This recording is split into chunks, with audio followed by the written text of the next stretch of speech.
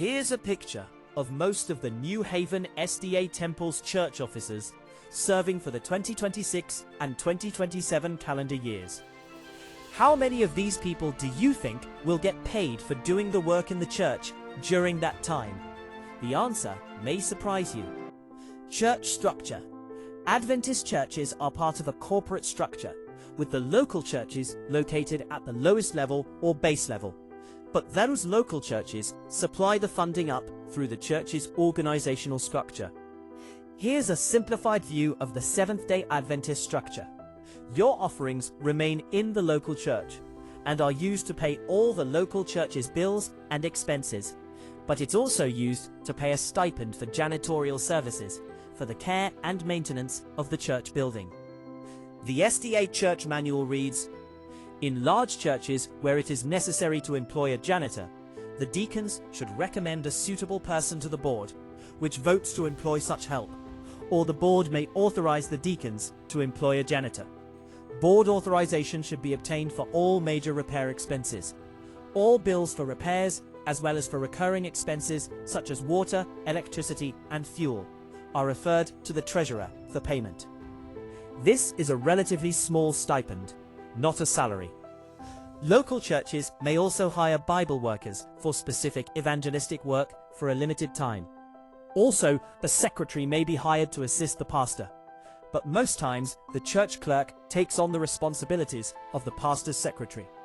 New Haven's church clerk position is a voluntary position, and that person is not paid for their work. So, to recap, your offerings may be used to pay the following positions. 1. A janitor is given a stipend. 2. A church secretary may be paid to help manage the pastor's calendar and other secretarial responsibilities. Most churches ask the church clerk to perform dual responsibilities as a clerk and a secretary. It's a voluntary position. A Bible worker may be paid for an evangelistic event as they help to explain the Bible to people and help them prepare for baptism. Many Bible workers are not paid and also volunteer their time. Pastors.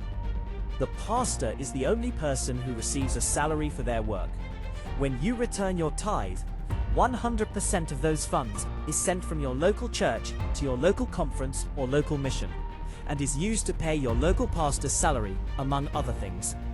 Local pastors are employed by your local conference and are not employees of the local church. Your local pastor reports directly to the local conference or local mission. Your pastor does not report to your church's board, and they do not report to the local church members. Essentially, your local pastor is not accountable to you. So, what does the pastor get paid to do? Some of the pastor's responsibilities include preaching, teaching, visiting the sick, sometimes called pastoral care, officiating funerals, and officiating weddings. Because pastors are already paid a salary for their work, there's no need for members to give money to pastors for conducting a wedding or a funeral. It's like paying someone twice to do the job once. Here's some resources to help you understand this concept. This is what the Seventh-day Adventist Minister's Handbook has to say about fees and expenses.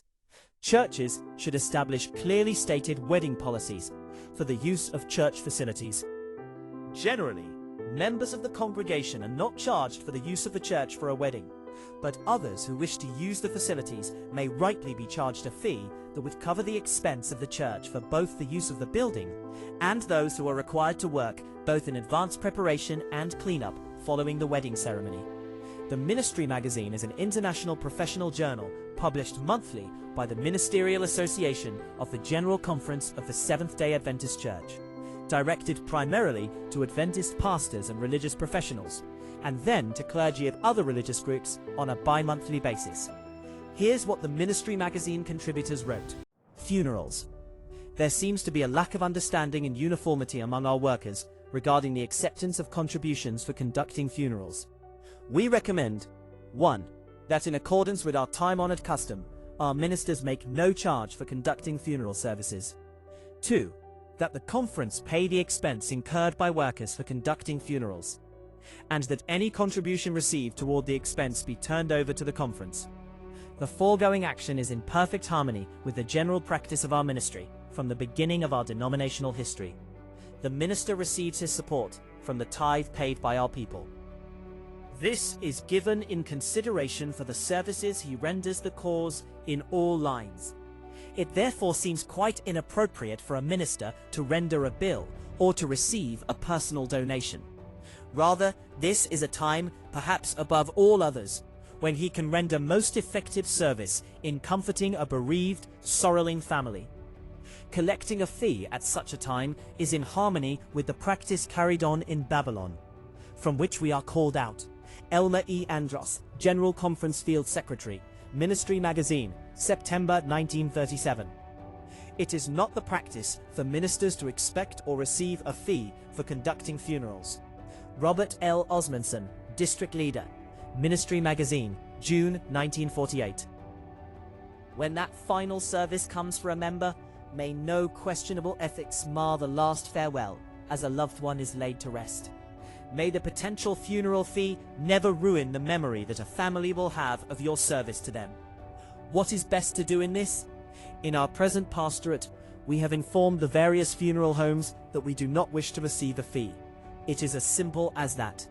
If in spite of this, a fee is occasionally offered, we either return it or give it to the current church project, and then write a note explaining this to the donor. R. W. Engstrom, Minister on Ministerial Ethics, Ministry Magazine, March 1966. Weddings. And as for wedding fees, if you want to be heralded as the best pastor in the state, just send a fatherly note to the bride when she returns from the honeymoon, enclosing the amount her husband gave you on their wedding day. All these points of ethics, and many more, will take care of themselves if the minister in his own personal life observes the supreme ethics of the world's highest calling: private prayer, reading, study, meditation, and a complete dedication to his work. R. W. Engstrom, Minister on Ministerial Ethics, Ministry Magazine, March 1966. To wrap up, you do not need to pay a pastor for funerals, weddings, baby showers, etc., because they already receive a salary from your tithe to conduct those functions. So, whatever money you thought of paying or donating to a pastor, you should consider giving that money as an offering to the local church to cover their expenses. You enjoyed the expenses that the church pays, such as electricity, heating, air conditioning, beautification, mics, speakers, etc. Your donation will help defray those costs.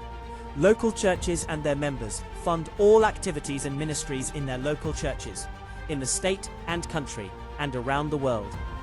Who looks out for the best interest of the church when it needs repairs and has expenses? You do. So please consider investing more in your local church. Thanks for watching.